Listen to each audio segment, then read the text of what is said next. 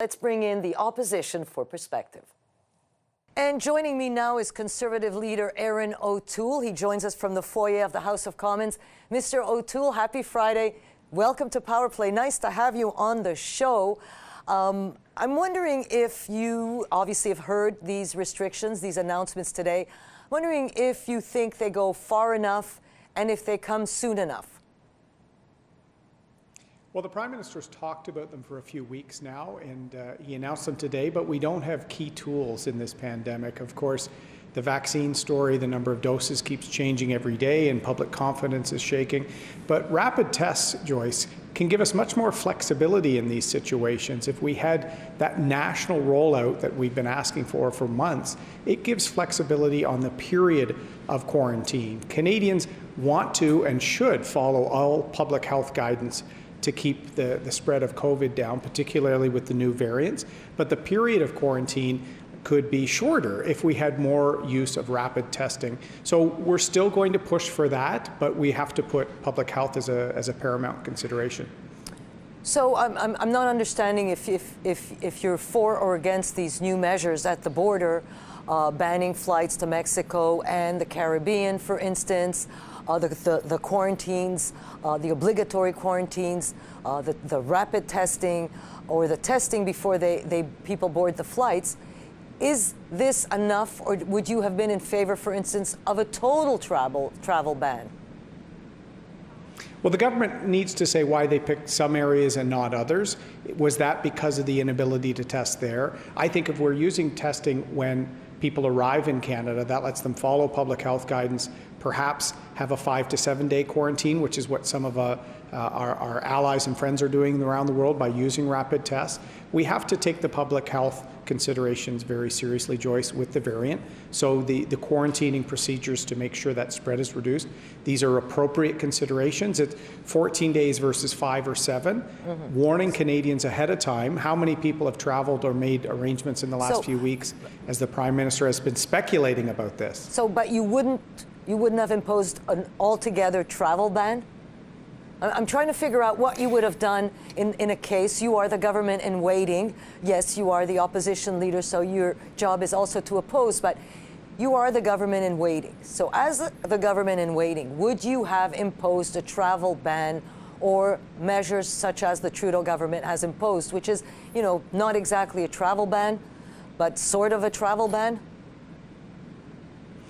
Well, you're right. We have a role to oppose, and as government in waiting, last fall we asked for a national rollout of rapid tests.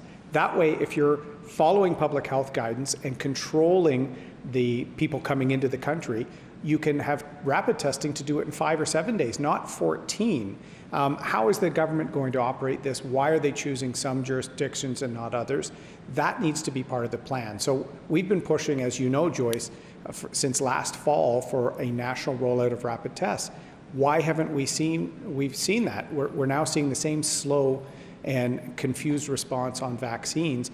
We need these key tools and information so that people can follow guidance. They can restrict travel in most situations outside of essential travel, and then we can keep quarantine times down like some other countries are doing. We clearly don't have the tests, which is why Mr. Trudeau is using the 14 days. Well, actually, my understanding is we do have some of those tests. Those tests are in the hands of the provinces, and perhaps, we should ask the provinces what they're doing with these rapid tests. I'm totally with you on rapid tests. Where are they? Why aren't they used? Why aren't they used in schools? Why aren't they used all over the place, really? We know they're not 100% reliable, but in a pandemic, what is 100% reliable? We don't even know if these vaccines are 100% reliable. So let me ask you again. You want to be the next Prime Minister of Canada. Now you're in this situation where the vaccines, there's a delay in the vaccines.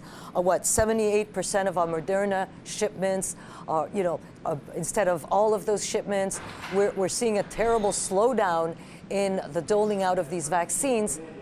What would be your suggestion? What do you do in a case like this to, first of all, get these vaccines into people's arms, and then to get the confidence of people, because people are losing patience, and they're also losing confidence in politicians, and that includes yourself, sir? There is a lack of confidence. I agree with you, Joyce. That's why the government has to be transparent. We've been asking for full publishing of the plan. They should actually release the contractual information about when vaccine doses are coming, or at least expected, and on what timeline. It shifts literally by the hours with this government. We had some very nice early vaccines to give people hope that there was a steady supply, but now they're seeing confused. They're seeing the Prime Minister change his number by the day. We see no vaccines from Pfizer this week. We see Moderna cutting. They won't make their own numbers. Let's win back that confidence. Let's get the vaccines. If I can help, I want them to succeed, we will.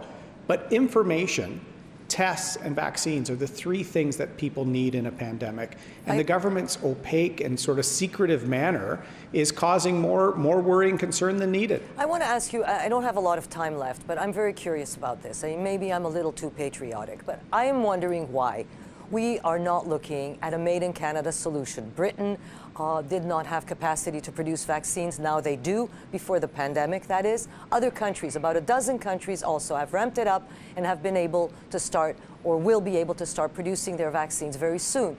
So, why not in Canada? Why haven't you pushed that in the House of Commons for a made-in-Canada solution? We are smart people. We are innovative people. Why not a made-in-Canada solution for a pandemic?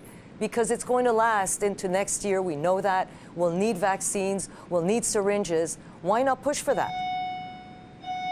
We have been pushing for that, Joyce. Since last fall, we asked why the government chose to partner with a Chinese state company. In fact, they were going to use a National Research Council facility in the Montreal area for that, and they weren't even responding to, Providence Therapeutics from Calgary. We've got Medicago in the Quebec City region that is working very quickly. I think they're on phase 2 clinical trials now. So there was clearly a focus to partner with China early on, and we didn't actually prepare our mRNA regulatory approval process until months after other countries. That's why we're late, and now we're left to the whims of where our contracts guaranteed us a supply or where we had options or best efforts. Contracts, I'm a lawyer, they have words like that. Are we guaranteed a supply, or are there options, best efforts? That's probably why the government doesn't want to release it. They've led Canadians to believe there's going to be a steady large number, and we're clearly seeing by the day their plan changes and we're not going to meet their target. So to do this in Canada, that would be our priority. Well, fingers crossed. Maybe we will have a vaccine in Canada by the end of this year. Erin O'Toole, Conservative leader and the leader of the official opposition, thank you so much for taking this time with us, and have yourself a safe and lovely weekend. You as well, Joyce. Thank you.